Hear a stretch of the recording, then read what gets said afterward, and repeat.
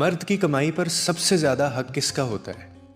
एक आलिम दीन के पास एक शख्स जाता है और वो ये सवाल पूछता है और वो आगे से इतना खूबसूरत अंदाज में मिसाल देकर वो आगे से जवाब देते हैं, वो मैं आपके साथ अभी शेयर करता हूँ।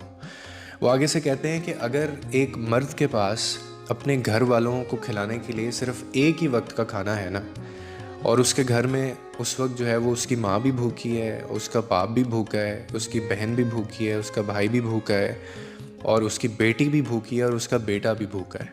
ये उस घर में मौजूद हैं, लेकिन एक वक्त का खाना है, तो वो किसको खिलाए? और साथ में उसकी बीवी भी भूखी है। तो वो आगे से कहते हैं कि वो एक वक्त का जो खाना है वो सिर्फ़ और सिर्फ अपनी बीवी को देना वाजिब होगा उसके लिए। क्यों? क्योंकि उस खाने के ऊपर सब लोगों की निस्बत जो है वो बीवी का हक ज़्यादा है। यानी बीवी पर ख़र्च करना मर्द के लिए सदका भी है, इबादत भी है, रिस्पॉन्सिबिलिटी भी है, ये तीनों चीज़ें हैं।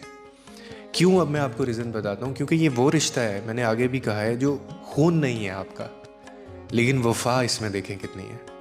माँ, बाप, भाई या जो बहन होते हैं, ये आपका अपना खून है, मगर बीवी वो रिश्ता है जो तुम्हारी किस्मत में लिख कर तुम्हारे नसीब से तुम्हें मिलती है, और फिर वो तुम्हारी हर थकन, हर दर्द और हर परेशानी को बांटती भी है।